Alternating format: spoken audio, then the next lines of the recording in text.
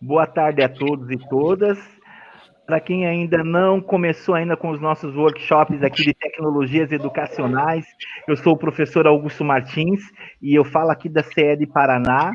Hoje, desenhando a nossa trilha sobre tecnologias educacionais, a gente tem uma convidada super especial que nos atendeu aqui com super carinho para falar sobre matemática, para falar sobre processos pedagógicos, para falar sobre gamificação.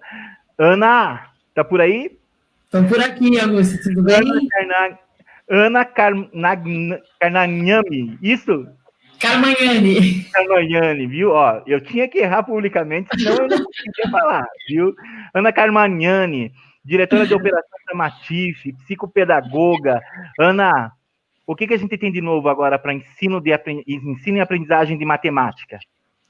A gente tem, se a gente olhar um pouco até historicamente, né, sempre surgem inovações, né? Existem duas vertentes, né? Tem uma vertente de quem acha que está inovando e acaba inventando, né? E acaba não trazendo muito impacto da mudança na ponta final, que é na linha de frente o aluno e o professor. Tem se falado muito em tecnologia na educação, é algo que vem sendo desenvolvido muito fortemente no mundo como um todo, no Brasil, mais fortemente nos últimos 5, 6 anos, a gente tem visto um movimento forte nas escolas, e a tecnologia, ela não é só, né, o uso do computador, do tablet, mas o próprio pensamento tecnológico, o pensamento sobre o uso do pensamento matemático que nos conduz à aprendizagem por meio de tecnologias. Então, tem bastante coisa sendo trilhada nesse caminho. É o caminho do pensamento computacional, Ana? Exatamente.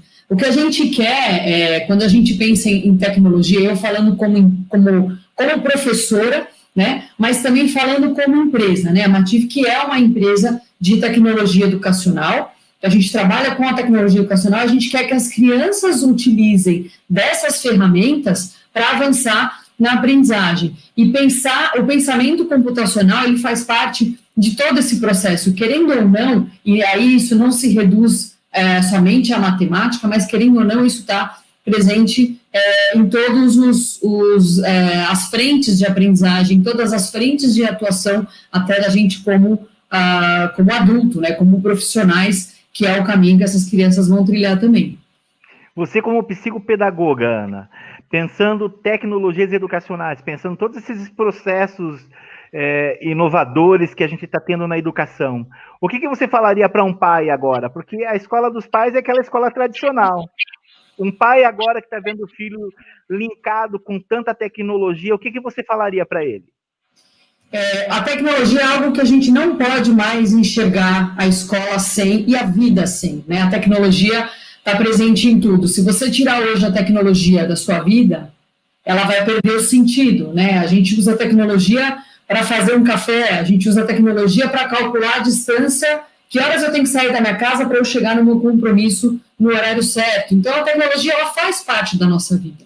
O que não existia até agora é um processo de mostrar para a criança como a tecnologia pode nos beneficiar, né? Se a gente entrega um equipamento na mão de uma criança, um celular, um tablet, um computador, ela vai se virar, ela não precisa aprender a usar esse equipamento, mas ela precisa aprender como é que ela realmente extrai algum conteúdo, algum conhecimento, e não só informação, a partir desse equipamento. Então, pensando nesse pai, né? Hoje a gente olha as crianças, elas passam, se deixar, elas passam o dia inteiro no videogame, no celular, e esses processos são importantes, mas a gente precisa saber dosar o tempo e a qualidade desse tempo em frente à tela.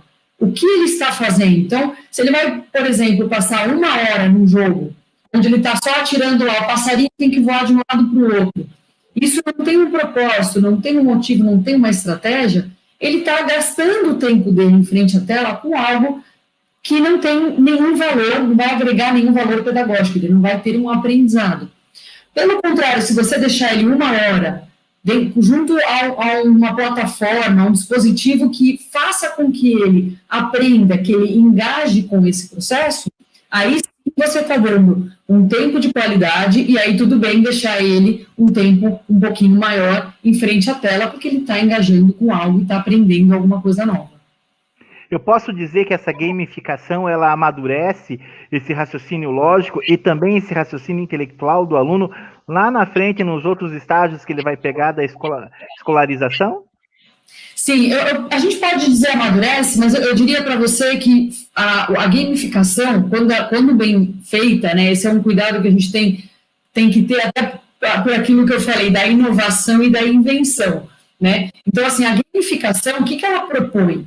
Ela propõe criar um ambiente, simular um ambiente, onde são trazidas situações que a criança vai explorar, como se fosse uma situação real, e ela vai explorar o conhecimento que ela tem na prática. Então, ela vai colocar numa situação real, por exemplo, no nosso caso aqui na Matif, que é matemática. Eu tenho uma situação onde eu preciso, de fato, usar a matemática.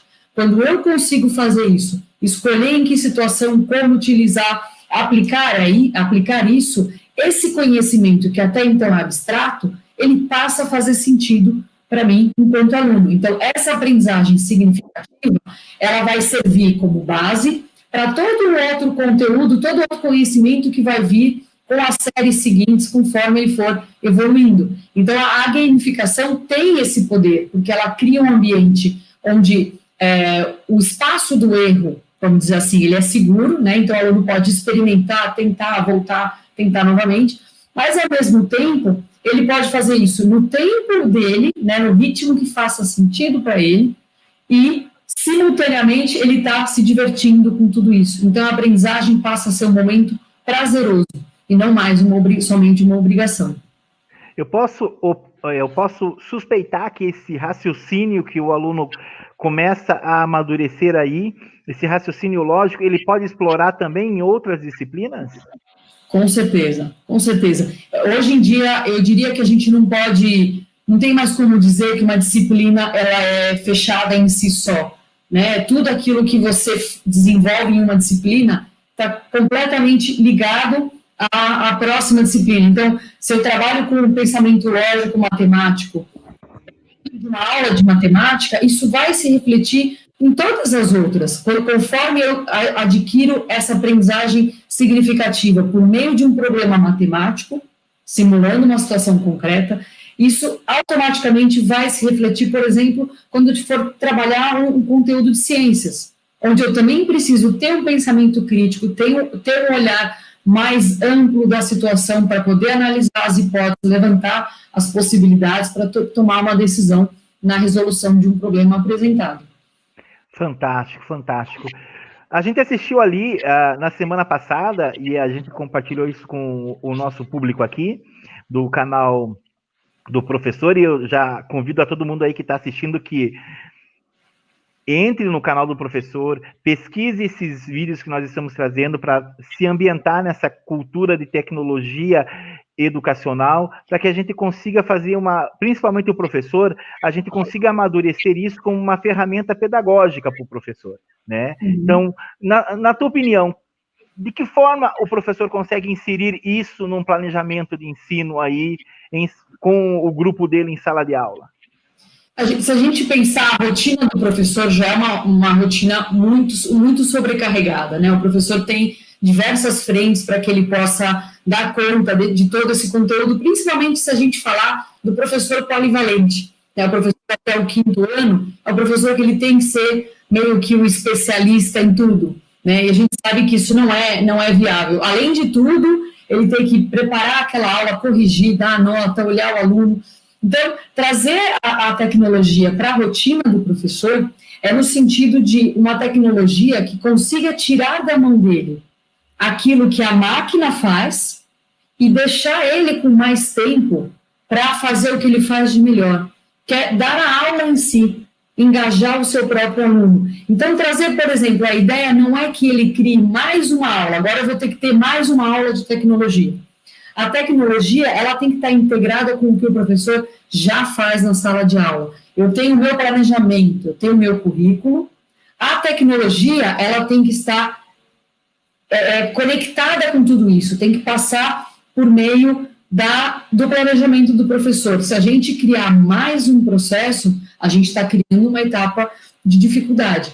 Então, alguns processos a máquina pode fazer, não depende do professor, mas algo que é essencial e que nenhuma máquina vai fazer é o processo de dar na aula, de engajar com esse aluno, de fazer esse aluno pensar além do problema que está sendo apresentado. Isso só o professor vai fazer e máquina nenhuma vai substituir. Então, trazendo isso de forma interligada com o planejamento, e trazendo isso como momentos em que o aluno vai colocar em prática aquilo que está sendo trabalhado pelo currículo, pelo livro didático, pelo planejamento, para que ele consiga entender a aplicação daquele conteúdo, mas para que ele consiga compreender principalmente o porquê daquele conteúdo. Eu aprendo no meu livro, no meu material didático, no meu currículo, mas eu consigo transpor isso para uma aplicação prática.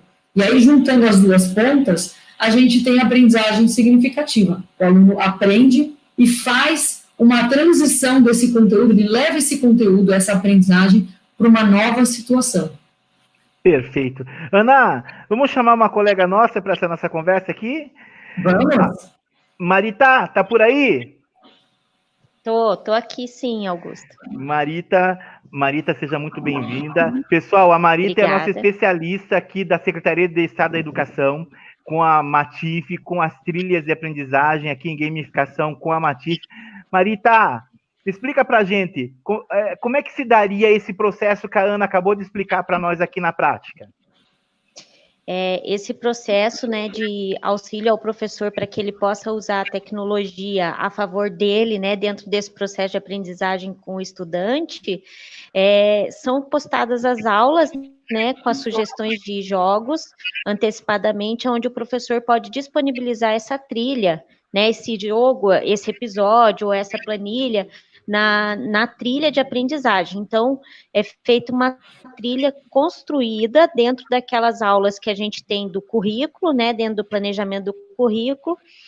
Os professores que vão para a TV selecionam essas atividades, né, passa por mim, pela equipe de matemática aqui, para a gente verificar se o jogo realmente condiz com o contexto da aula, e aí fica para o professor disponível um dia antes, e o professor, ele atribui esse jogo na trilha dos alunos. Então, o aluno que está assistindo a aula na TV ou pelo aplicativo, ele pode acessar, né, a plataforma ou o próprio aplicativo da Matif, que a trilha vai estar disponível para ele. Enquanto a aula acontece, ele consegue fazer, jogar, né? E também nas aulas transmitidas pela TV, o professor da aula também joga, porque daí ele pega, ele explica, né, o objetivo do jogo, ele joga um pouquinho com o aluno, e ele não joga todas as fases, mas ele deixa o gostinho para aquele aluno ir atrás da trilha e terminar o jogo, né? Então, isso é uma estratégia que a gente está adotando. E o retorno dos professores está sendo bem legal, eles ficam bastante preocupados, assim, por exemplo, se tem algum feriado, vamos supor, que não teve o jogo, né, ou mexeu um pouquinho no cronograma de exibição das aulas que tem Matif, né, eles já me procuram, ficam todos preocupados. Marita, hoje não vai ter Matif, não achei o jogo, como é que eu vou atribuir para o meu estudante? Então, os professores estão bem envolvidos com isso, e estão gostando, né, dessa ajuda que a gente acaba dando para eles, né, e de como a Matif, a plataforma com os relatórios e tudo mais, facilitam para que o professor faça um diagnóstico desse aluno, desse processo de aprendizagem, né? A gente fez bastante formação com eles, né, via web, para poder explicar essa questão dos relatórios. A gente vai retomar também mais para frente, mas os professores, eles estão usando, estão gostando e estão fazendo uso dessa ferramenta. Até abrindo um parênteses aqui, eu vou trazer um exemplo, né? Eu tenho uma colega minha que ela estava no fechamento do trimestre e ela falou para mim assim, Marita, eu fiz a minha recuperação todinha em cima da trilha de aprendizagem da Matif, que eu fui lá, selecionei as atividades e os alunos fizeram a recuperação todinha em cima de games, né, da gamificação da matemática, e os resultados foram surpreendentes. Então, assim, os professores estão bem engajados com essa questão aí da plataforma. Extraordinário. E é essa ideia, meninas, que a gente tem aqui em tecnologias educacionais. Usar essas plataformas como ferramentas de trabalho, ferramentas pedagógicas que possam ajudar o professor ali na sua didática em sala de aula. Essa é a nossa intenção. A gente passou daquele momento. Quem aqui imaginava, alguns anos atrás, que nós poderíamos trabalhar dessa forma? Não é? Quem aqui imaginava? A gente chegou num período que a gente pegou um período de pandemia, a gente fez de um limão uma limonada, como eu vivo dizendo, né? E saiu bem saborosa. No nosso caso aqui da Secretaria da Educação do Estado do Paraná, saiu muito saborosa. Diga aí a Marita que está aqui de experiência comigo aqui, né? Com os professores. E a gente tem muitos depoimentos, né, Marita? Assim, esse percurso que nós construímos com o Classroom, e com outras plataformas mais que a gente está assim, sonhando, almejando ainda trazer para o Estado ainda. E na última conversa que eu tive com o Eduardo, da Matif, eu ficava vislumbrando, meu Deus, Eduardo, eu sou professor de inglês, mas tinha coisas que eu poderia trabalhar também ali na Matif, tinha coisas que eu poderia trabalhar ali até com um raciocínio lógico, ali de língua portuguesa, com os meus alunos em redação. Então, essa construção do conhecimento, ela é infinita quando você encontra uma plataforma que te dá essa possibilidade. Mas para quem está aqui assistindo a gente agora, Ana, dá uma apresentação para nós, para o pessoal só sentir o gostinho do que os nossos alunos aqui no estado do Paraná, assim, eu vou agora abrir um parênteses aqui também, tá, Marita? A minha pequenininha está no 7º ano e joga na Matif também. E assim, eu às vezes levo uns olés dela, viu? Ai, eu tenho legal. que estar bem concentradinho ali, ela tem que me ensinar, e ela me dá uma cutucada assim, presta atenção, se não tiver focado, não tem como aprender não, né? Apresenta pra gente um pouco, Ana, pra gente conhecer um pouquinho da Matif. Claro, com certeza. Vou compartilhar minha tela com vocês aqui. E aí vou falar um pouquinho para vocês da nossa plataforma. Vocês estão vendo aqui a minha tela? Estamos sim. Legal. Então, vou falar um pouquinho da Matif. Então, quem é a Matif, né?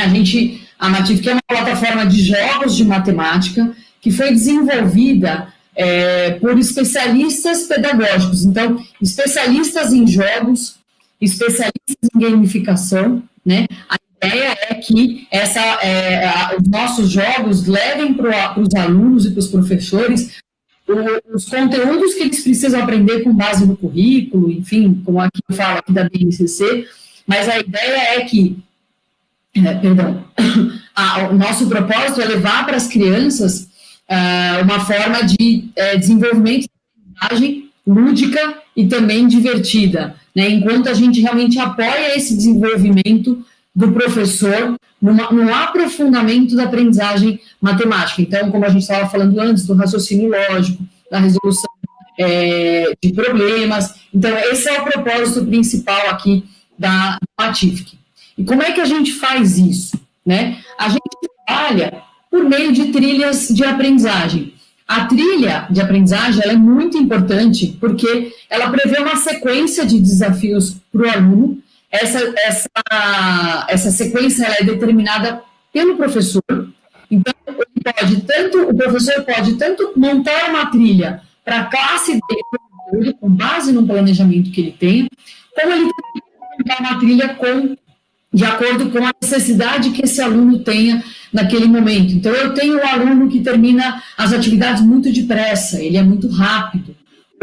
O conteúdo da série que eu estou lecionando está muito fácil para o meu aluno, ele precisa de um desafio maior, porque esse é um dos pontos que mais desmotivam o aluno, né? Ele tem um desafio muito grande, então não faz sentido para ele, ele não consegue seguir, ou quando ele tem um desafio muito abaixo daquilo que ele está preparado, então acaba sendo fácil demais e ele também não tem vontade de continuar. Então a tecnologia, uma das coisas bacanas da tecnologia é poder personalizar essa trilha, esse conteúdo de acordo com a necessidade que o aluno tenha naquele momento.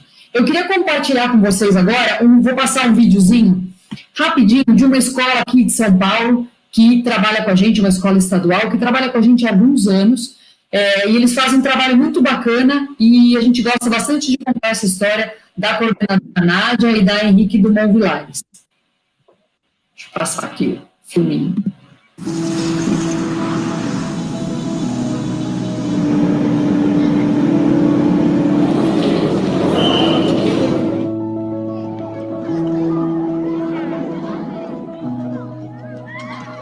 A única expectativa é na educação. Os pais vêm com muita esperança dos filhos terem um futuro melhor e as crianças também de dar uma vida melhor para os pais. Hoje a matemática é colorida, a matemática é manipulativa, a matemática é lúdica. Por isso que eles têm muito prazer em aprender. Então, o Matific vem mostrando para a criança que é uma nova forma de aprender, para que ela possa transformar o meio onde vive. A educação não pode ser uma palavra solta, ela tem que ter qualidade. A educação de qualidade leva a criança aonde ela quiser.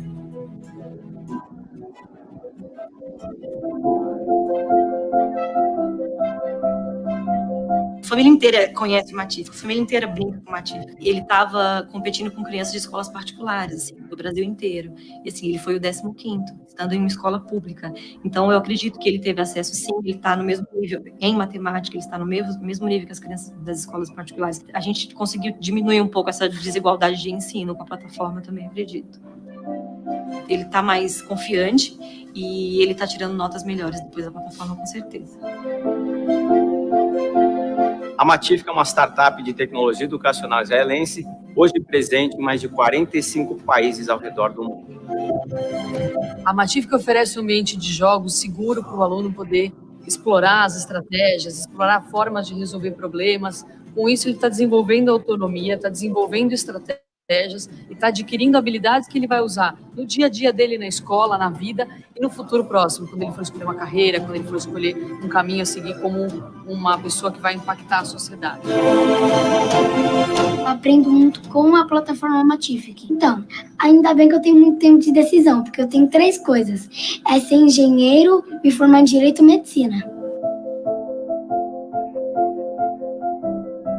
A tecnologia é a grande aliada da educação no século XXI, porque permite melhorar a qualidade da educação a curto prazo, permite também fazer isso em escala a um custo muito mais baixo do que é feito tradicionalmente e, principalmente, democratizar o acesso ao ensino-aprendizado de qualidade.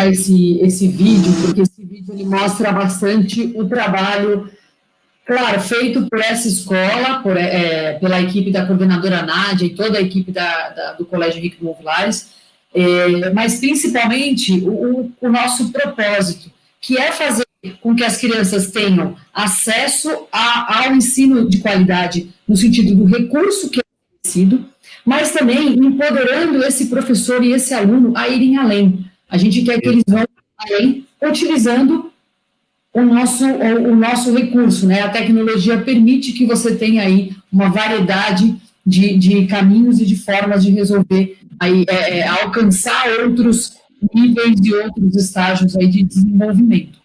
Ana, se você me permite, que coisa linda, né, Ana? Que coisa linda, né? Você olhar esse sorriso no rosto da criança, ela aprendendo, brincando, era aquilo que a gente discutia, né, Maritá, há uns 10 anos atrás, aqueles processos lúdicos, né, da educação, a gente falava tanto em processos lúdicos, e agora a gente tem esse salto para o futuro, né, com tecnologias educacionais, e essas crianças aprendendo com tanta felicidade, né? Isso é fantástico, não tem o que pague isso. Acho que o ponto que eu mais gosto desse vídeo é a fala do Marco, né? O Marco, quando ele está falando ali da aprendizagem, aparece ele um pouco na sala de aula, e quando ele traz o sonho dele, né?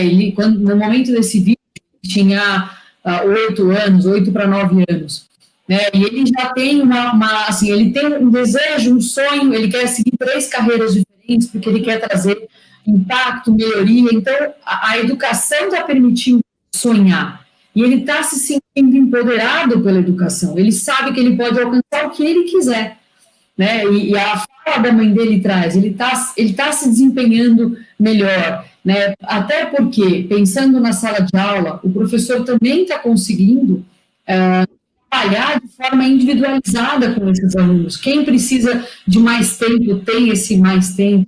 Quem precisa de um desafio diferente, maior ou menor, também consegue fazer isso. A gente não pode esperar que o professor consiga fazer isso pelas próprias mãos, sozinho, ali com 35 numa sala. A tecnologia, ela é essa aliada nesse momento para permitir que esse professor se sinta empoderado a ajudar o seu aluno a ir além, a ir adiante e permitir que ele continue sonhando com o seu futuro a partir do que a educação oferece para ele. Então, eu gosto muito desse vídeo, principalmente pela fala do Marco, que é uma criança que trouxe uma luz diferente para esse vídeo. Sensacional. Mas, como eu estava falando no começo, no nosso bate-papo, Augusto, tem uma preocupação do que é inovação e do que é invenção, né? Quando a gente inova, a gente realmente causa um impacto diferente, a gente traz um resultado diferente. Então, o que a Matific não faz, e o que a gente não quer que as crianças tenham, é mais do mesmo. A gente não quer, por exemplo, pegar lá a folha do livro, os exercícios que o aluno já faz no livro e trazer para a tela do computador. Esse processo do livro, as atividades que ele vai fazer de forma mais teórica, são essenciais para a aprendizagem. A gente não quer substituir esse processo. A gente quer trazer algo a mais que vai agregar a isso que está sendo feito. Então, se a gente tiver a mesma atividade no livro e na tela do computador, a gente só está inventando, porque a gente está trazendo a mesma coisa para um ambiente diferente. O que a gente quer trazer é uma inovação. E pela inovação, a gente faz de que forma? Primeiro, por meio do nosso conteúdo, né? O nosso conteúdo, ele é pensado para apresentar situações do mundo real, onde o aluno, ele é a peça-chave para resolver esse problema. Então, ele não vai só fazer a operação abstrata, como no caso aí desse jogo das bolas, que é um dos meus preferidos, que é o Salve a Bola. Esse é um jogo que ele precisa criar uma estratégia para levar a bola do ponto inicial até a cesta.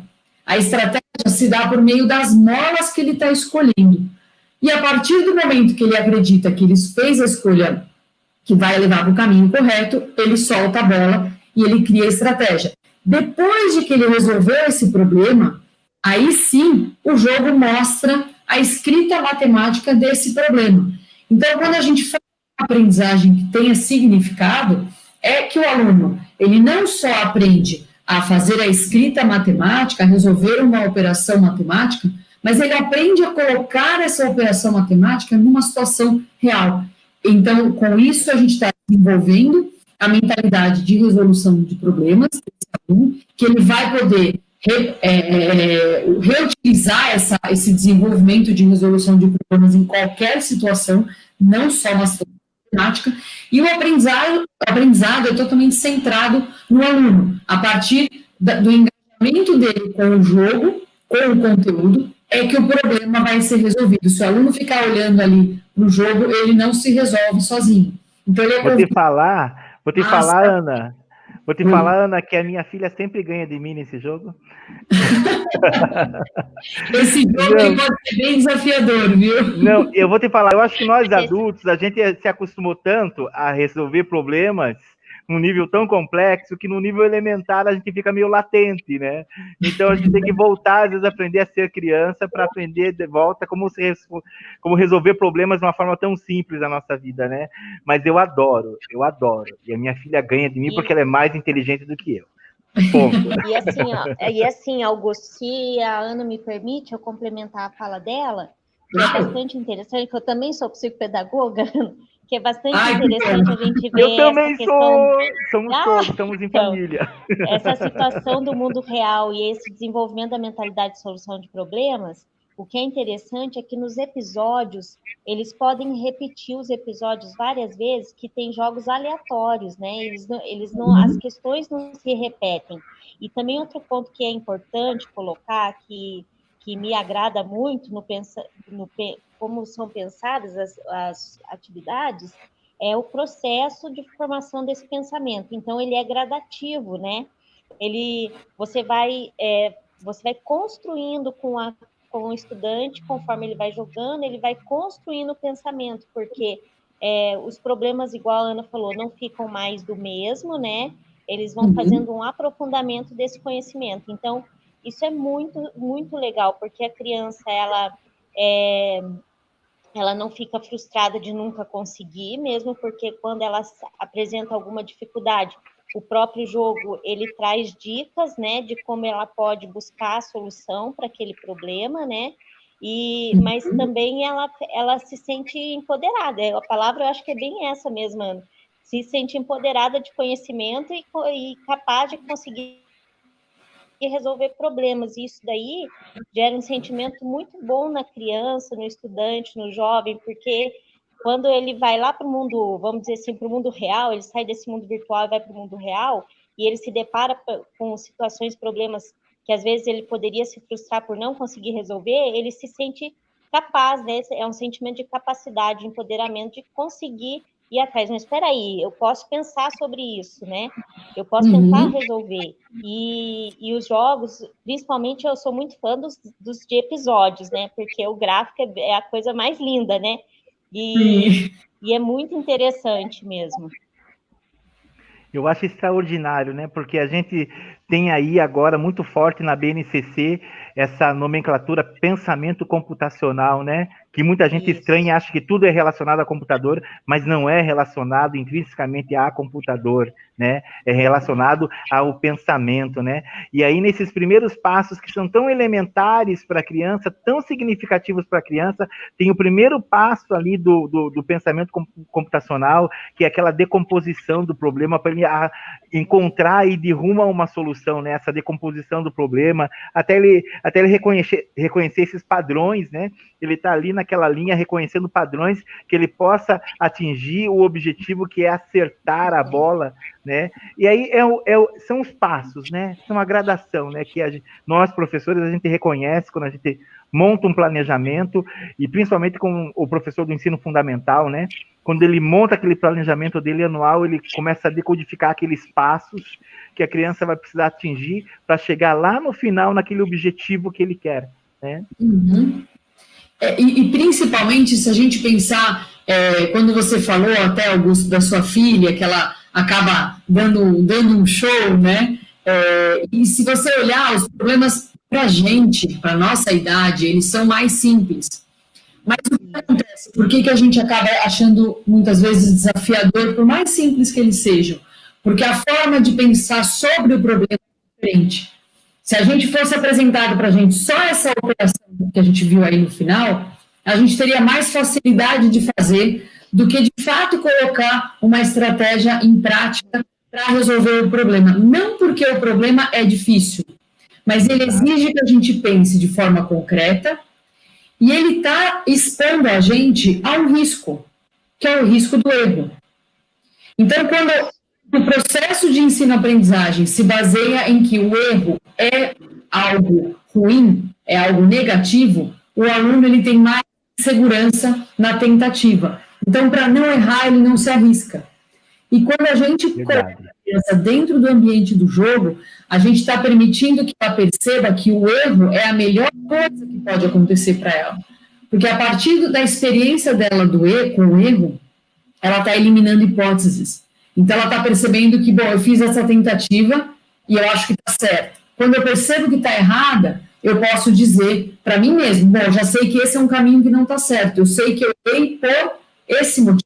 Até o erro faz com que a aprendizagem dele seja significativa. Ninguém te falou errado. Você identificou dentro do processo de tentativa de resolução de um problema real. E com isso, o aluno vai construindo todo esse caminho de forma realmente que tenha sentido e ele consegue transferir a aprendizagem de uma situação para outra. Sensacional, sensacional. E aí, quando a gente pensa em tudo isso que a gente falou, o propósito é que a criança aprenda fazendo. Né? É tudo aquilo que a gente falou agora. Aprendizado prático, interagir de forma matemática. Ele vai interagir com um problema na ponta ali, lá na frente, como se ele estivesse dentro daquela situação. Vai desenvolver o raciocínio matemático e vai desenvolver uma compreensão que faça realmente que tenha sentido sobre aquilo que ele está aprendendo. Então, esse jogo trabalhando com os ângulos, né? Ele está, de fato, ali dentro de um barco, tendo que navegar ali pelas ilhas, para chegar até a ilha, ele vai posicionar o transferidor, vai fazer o posicionamento do barco na direção que ele tem que ir, e isso faz com que tenha sentido. Quando se deparar com uma situação parecida, ela vai fazer a associação daquilo que ela acabou de vivenciar dentro de um jogo.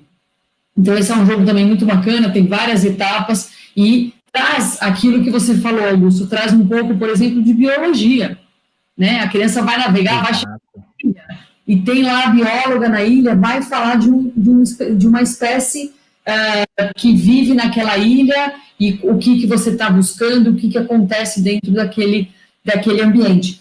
Existem alguns estudos que trazem, tem um estudo até bem antigo, de pelo menos, acho que uns 8 anos, que fala muito da relação da pessoa com o videogame, né? Quando a gente pensa num videogame qualquer jogo que seja, por mais simples que ele seja, enquanto você está interagindo com o jogo, por mais que você tenha uma situação onde você perde, né, seja ele perdeu a vida, ou bateu o carrinho, qualquer situação assim, você é levado a querer tentar novamente.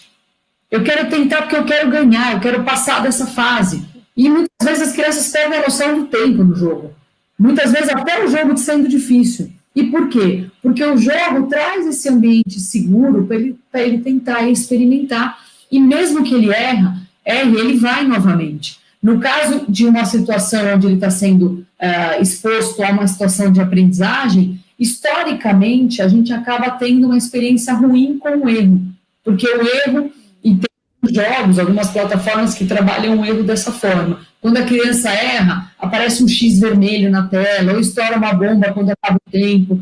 A gente traz o ambiente do jogo como um espaço seguro, onde a criança pode experimentar sem feedback negativo do erro. Ele vai aprender, como eu falei agora há pouco, que o erro é parte importante desse processo de aprendizagem dele. E o mais importante de tudo, o ponto mais importante, é o aluno estar envolvido. Como eu falei no slide anterior, a gente promove a aprendizagem centrada no aluno. Então, o aluno vai explorar o problema e todas as variáveis que esse problema traz. Ele vai identificar que a matemática propõe inúmeras soluções, inúmeros caminhos para resolver aquele problema, né? Então, nesse jogo, por exemplo, aí das cores, o jogo me traz uma quantidade de litros que eu preciso encher o recipiente e traz 3 bicos de cores diferentes. Cada bico tem um botão ali de 10 litros e de 1 litro. Então, eu posso querer encher esse recipiente, por exemplo, com o total de tinta somente azul. A Marita pode falar, eu quero só vermelho. E o Augusto pode querer misturar as 3. Se a gente encher a quantidade de tinta, de litros de tinta que o problema me pediu, o caminho que eu tracei não importa. Importa para quem decidiu aquele caminho. E aquele caminho tem que fazer sentido para quem está resolvendo o problema.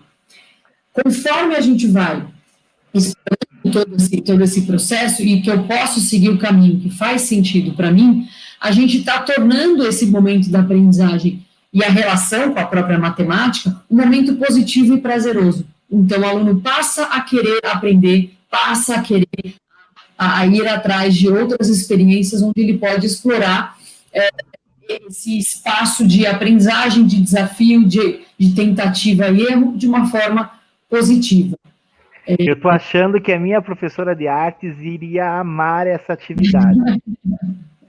Você vê o quanto a Matif é transdisciplinar, né?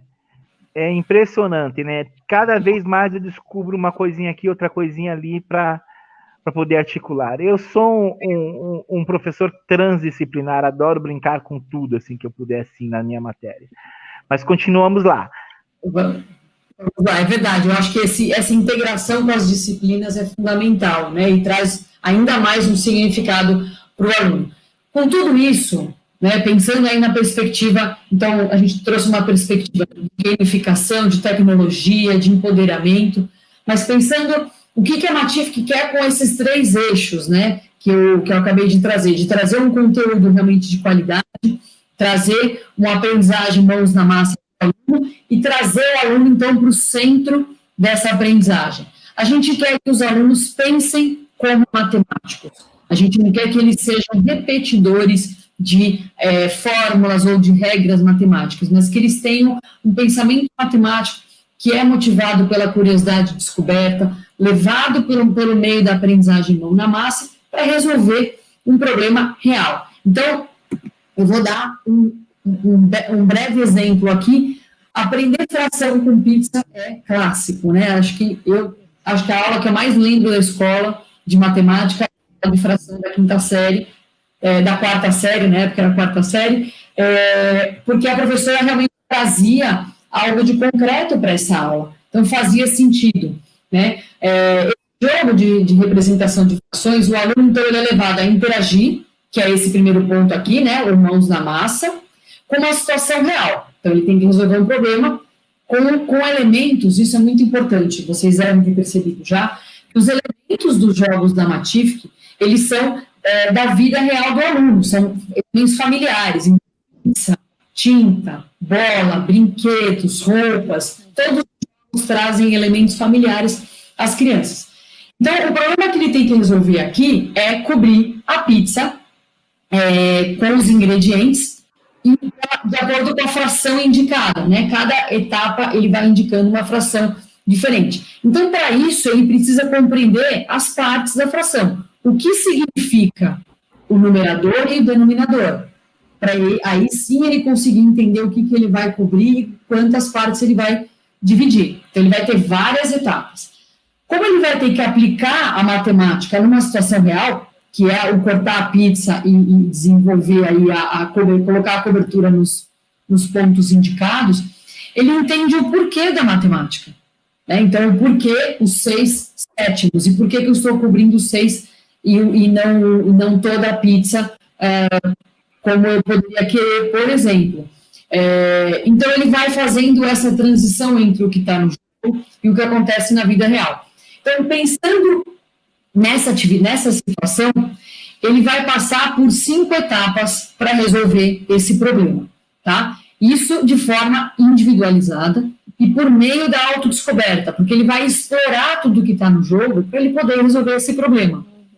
Podem até ter aí a vontade de pedir ajuda, né? Eu não sei o que eu tenho que fazer aqui. Isso muitas vezes, até o medo de errar, né? E a gente tem que, quanto mais a gente deixar eles livres para explorarem, melhor. Então, a primeira etapa que ele vai passar é leitura e compreensão do problema.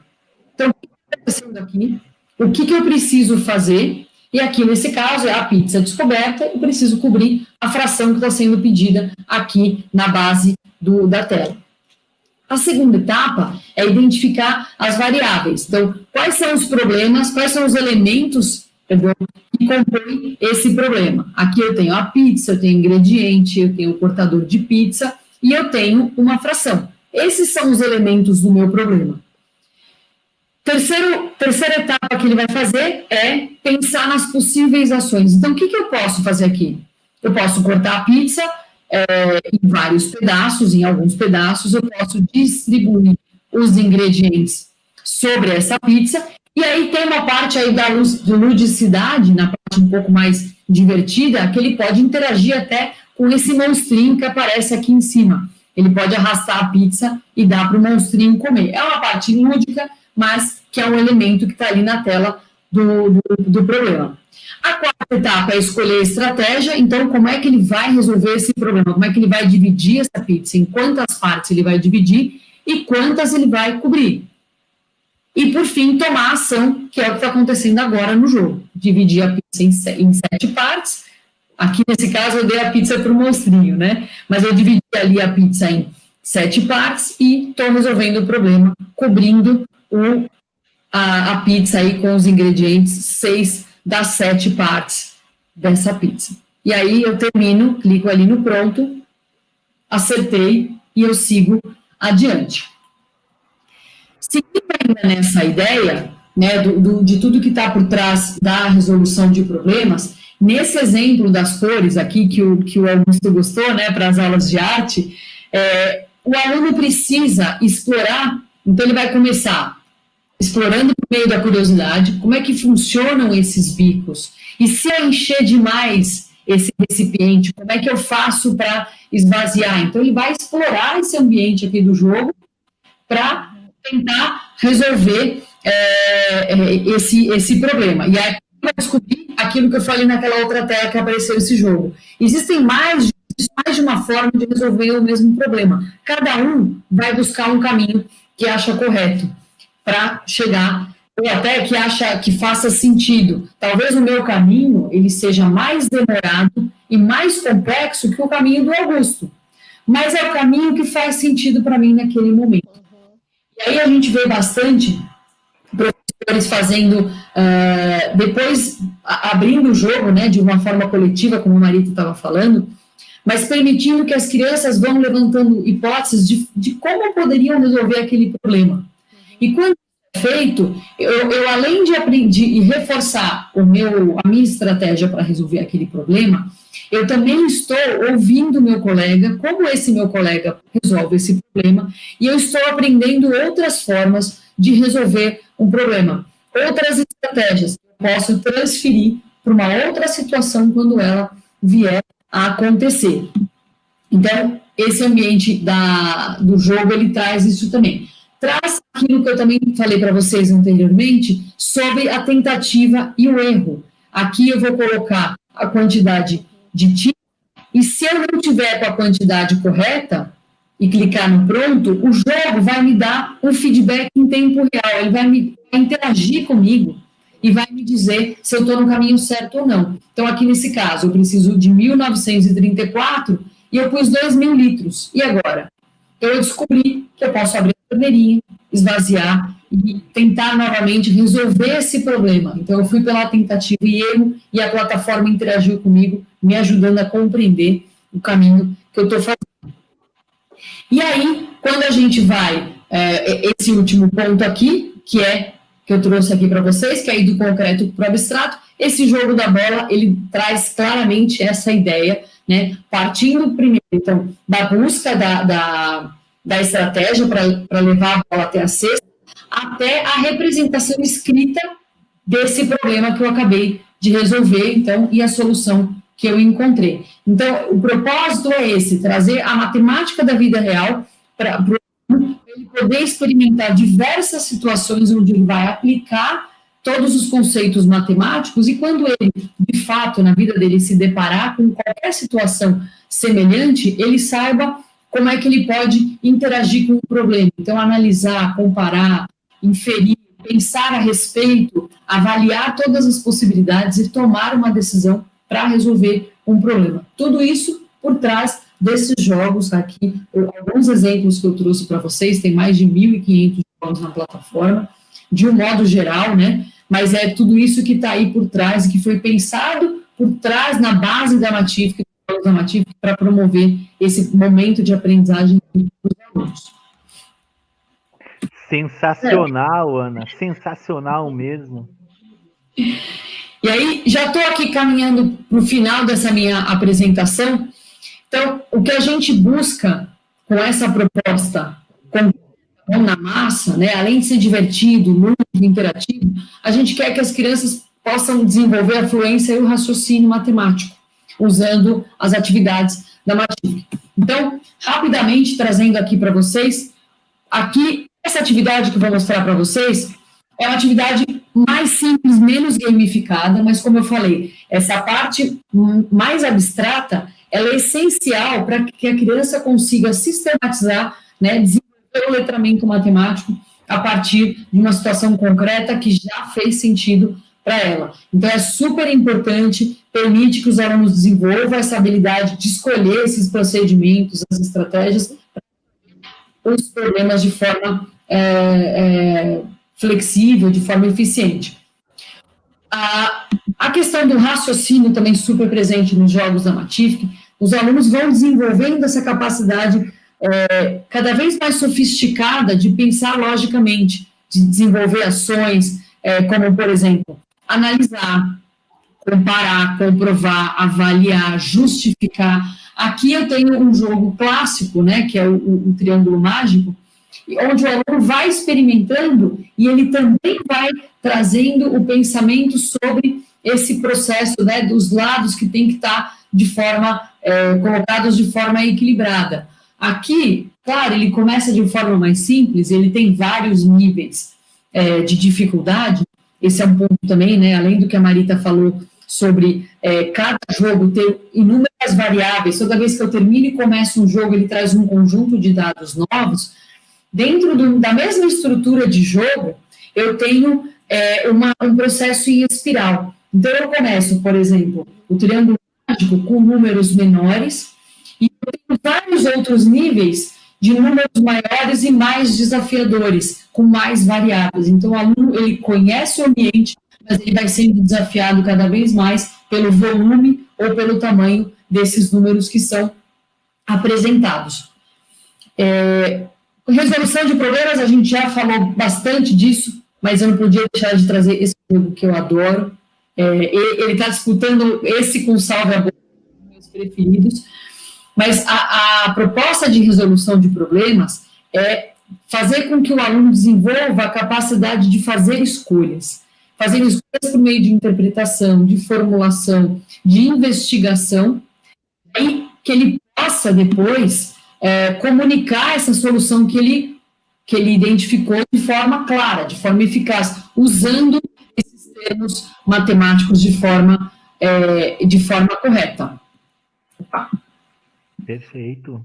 Eu comecei até a falar para vocês agora há pouco, mas a gente quer que os alunos saibam comunicar matematicamente, usar os termos matemáticos para comunicar a forma que ele utilizou para resolver um problema. Então, enquanto na ação ele está ali pensando como é que ele vai resolver, como é que ele vai posicionar, por exemplo, as molas que a gente viu lá no jogo das bolas, numa situação onde ele precisa registrar, ele precisa saber, por exemplo, fazer um registro de uma sequência, fazer um registro criar um gráfico a partir de informações, e essa é uma atividade que é utilizada no quinto e no sexto ano, mas a base dela começa na educação infantil. Tem um jogo onde as crianças precisam identificar no cenário os animais específicos e registrar isso num pictograma, e ele vai registrando isso e depois isso vira um gráfico. Em nenhum momento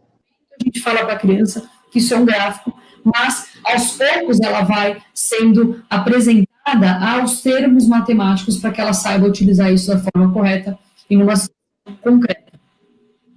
E, por fim, a parte da compreensão, né? Então, a gente quer que o aluno compreenda, entenda qual que é a relação entre o porquê e o como da matemática. Então, eles vão conectando essas ideias, vão conseguindo transpor de uma situação para outra. Vocês devem lembrar que a gente viu um videozinho agora há pouco do barco, que o aluno tem que escolher qual é o ângulo que ele vira para ir para a ilha. Aqui é uma situação que eu também estou trabalhando com ângulo, mas aqui não tem o barco.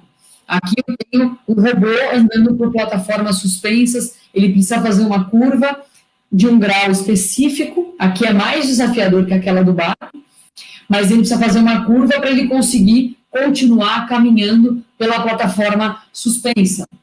Você está vendo que o jogo interage com o aluno, então em nenhum momento ele precisou que o professor ajudasse ele a achar esse caminho. O jogo dá dicas e ele vai buscando sozinho esse caminho do pensamento matemático, da resolução concreta de problemas e até do uso correto dos termos matemáticos numa situação real. E aí... Perfeito. Sensacional. Eu tô assim apaixonado por esses joguinhos já. Eu sou suspeita para falar porque eu jogo. Isso é muito lúdico, né, Ana? Isso é muito lúdico para a criança, né? Muito, e faz sentido, né? Porque a criança está numa brincadeira, ela está desenvolvendo esse conhecimento, esse entendimento da matemática, né? Existe muita gente que acaba tendo ali se a gente pensar nos anos finais do ensino fundamental, no ensino médio, quando o aluno vai escolher uma carreira, mesmo que seguir, quantas histórias a gente ouve de pessoas que escolhem a área de humanas, não por opção, mas para fugir da área de exatas. Da matemática. Exatamente, por medo. É verdade. Mesmo, né? Eu não quero usar a matemática, então eu vou para uma outra área, mas onde que não tem matemática na nossa vida? Exato. Isso mesmo. Exato. Sabe que tem um amigo meu, né, ele falou assim, eu fui para geografia achando que eu não ia ter matemática, mas geografia tem tudo de matemática, não tem como fugir, né? Mas é bem isso, matemática está em todo lugar, não adianta. E é sensacional nessa construção assim do saber, né? Talvez para as pessoas que sejam de fora, que não tenham assim a pegada de um professor, de uma professora, né, no pensamento, na construção do conhecimento, talvez para essa pessoa de fora não faça sentido essa coisa que é tão mínima e elementar na construção do conhecimento, né? Está colocando ali aquela sementinha ali no processo de aprendizagem da criança que vai amadurecer, que vai crescer, e lá na frente isso faz uma diferença, não é? Quando você olha uma equação de segundo grau, quando você olha um cálculo de geometria, você vê tudo isso aí, né? Eu sou de humanas, tá, gente? Eu estou, assim, só brincando aqui com esses termos, tá? Mas você vê tudo isso construído aí, né? Uma tabela estatística, um quadro geométrico, não é? Uma função de primeiro grau, você vê tudo isso aí, né? Aí começa o primeiro elementar do raciocínio, né? É sensacional isso, sensacional. Exatamente. E o mais importante é a gente olhar isso na ponta do lado do aluno, né? Assim, claro que a métrica que a gente usa na educação é a avaliação, né? É a nota, é a prova, é isso que mostra que esses resultados registrados por meio de notas, por meio de provas e de aprovações, é o que mostra que a gente está conseguindo entregar uma educação de qualidade. Mas também olhar esse processo do aluno, né? Dele realmente, assim, ele de fato está aprendendo, ou ele está repetindo uma série de termos e fórmulas e regras da matemática, ele consegue colocar isso na prática, ele consegue aplicar isso na vida dele de um modo geral, né? Existem aí, se a gente olhar por exemplo, o PISA, ele trouxe um dado que é até preocupante, bem preocupante, né? Que mostra aí que pouquíssimos alunos nossos, brasileiros, eu vou dizer assim, mais de 70% dos alunos não conseguem ter o nível 2, que é o nível, por exemplo, de conseguir levar R$10 na padaria, comprar pão, conferir o troco e sair tranquilo de que pegou o troco correto. E eu não diria isso para alunos, né? A gente tem muitos, como a gente estava falando desse medo da matemática, né, dessa ansiedade matemática, gerada por muitos adultos, pela experiência negativa na escola, né? Então, de repente você chega numa loja, eu quero comprar aqui um produto e a pessoa te oferece um desconto com uma condição. Quantas vezes algumas pessoas passam por isso e não sabem fazer essa escolha, porque não sabem se esse desconto é vantajoso ou não. Isso tudo é matemática, e você usa isso na sua vida real, né? Mas que isso, a base que foi desenvolvida lá atrás, não contemplou essa aplicação da matemática na vida real. Então, quando eu trago tudo isso, né, até para mostrar um pouco desses resultados, eu trouxe 3 aqui só para ilustrar. Os 3 estão representados por dados, né? Aqui a gente tem, esse daqui é o governo aqui a Prefeitura de Colorado, né? Eles começaram a trabalhar com a gente em 2017 ou 2018, se eu não me engano, fizeram um trabalho bem direcionado com os 5º anos para melhorar o índice de aprovação. E ali um trabalho que acontecia a cada 15 dias, por 1 hora, 1h30, ajudou a reduzir em 90% as aprovações dos alunos. Aquela escola que eu mostrei para vocês no vídeo, a Escola Estadual Henrique Dumont Vilares, teve um salto aí na prova Saresp, que é a prova do Estado, em 20%.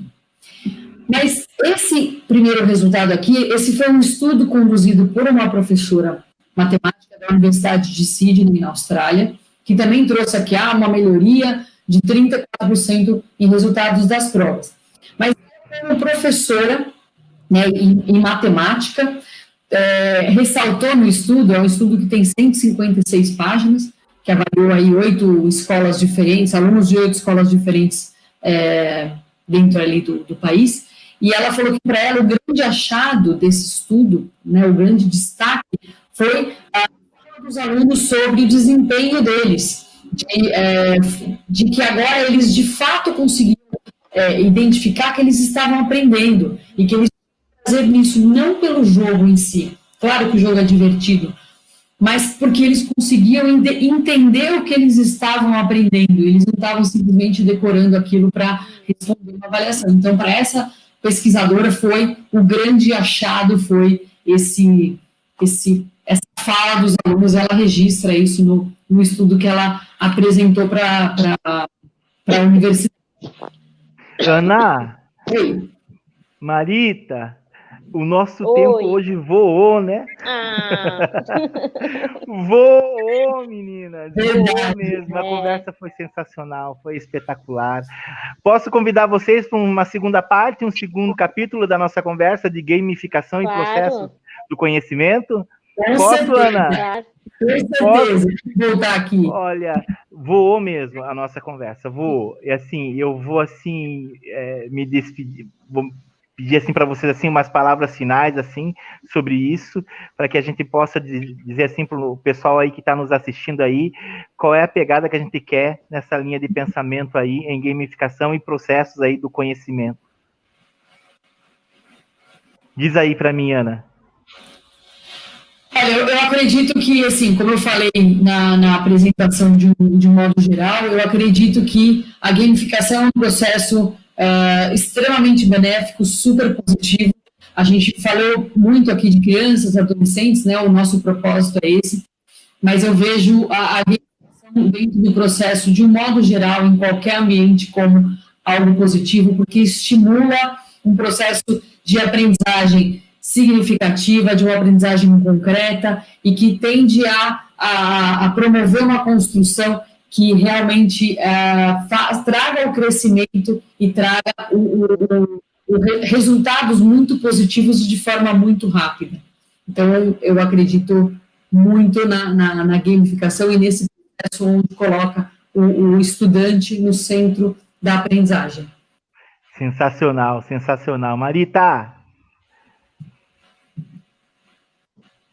Diz pra gente aí. Eu compartilho da ideia que a Ana acaba de trazer, né, de a gente colocar sempre o aluno como protagonista, né, desse processo de aprendizagem e o professor como mediador desse processo, né, e a gamificação, ela proporciona isso, porque, como a gente disse, né, a questão do pensamento computacional é a gente trabalhar com as possibilidades de ferramentas que a gente tem e olhar para essas ferramentas e falar assim, e agora?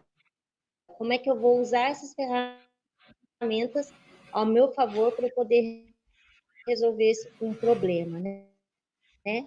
Isso eu acredito muito nesse processo de aprendizagem, é o que eu levava para a minha sala de aula, quando eu estava em sala de aula, é o que eu defendo, a ideia que eu defendo para todos os anos, até para aqueles conteúdos de matemática que às vezes são mais tradicionais, né? Eu sempre acredito que a gente pode trazer eles como ferramenta para aprendizagem de novos objetos. E o professor como mediador e o aluno como protagonista. Sempre, sempre, sempre. É uma defesa que eu faço. Sensacional, mas sensacional. Augusto, um prazer te conhecer, Ana. E sempre que precisar, a gente está aí para poder falar dessa coisa maravilhosa que é a Madeira, porque eu amo isso tudo. Sensacional. Vamos deixar o pessoal que está nos assistindo com um gostinho para o capítulo 2? Vamos, né? Vamos sim. Eu acho que gamificação, esses processos do saber, esses processos de construção do conhecimento, a gente tem muita coisa ainda para falar. não é? E isso aliado a tecnologias educacionais, ao pensamento computacional, a essas novas estratégias que o professor vai precisar enfrentar aí na nova BNCC, não é? Que está aí trazendo para a gente, assim, curiosidades e desafios que nós vamos precisar ainda trilhar ainda, né? Trilhar o caminho de tudo isso que é em benefício dos nossos alunos, né? Sempre. Eu convido aí o pessoal que ficou com a gente até agora, galera, se inscreva aí no canal do professor, tá? Para você estar sempre ali alicerçado com novidades, com conhecimento, com gente aí de primeira linha, de primeiro nível no conhecimento aí, para trazer aí novidades para a gente, tá? Muito obrigado a vocês, meninas. Eu não vou ainda deixar marcada a data, mas o nosso capítulo 2 vai ter aí, tá? Vai ter a sequência disso aí, certo? Muito obrigado. Tchau, galera. Prazer. Tchau, tchau. Tchau, meninas. Tchau, galera.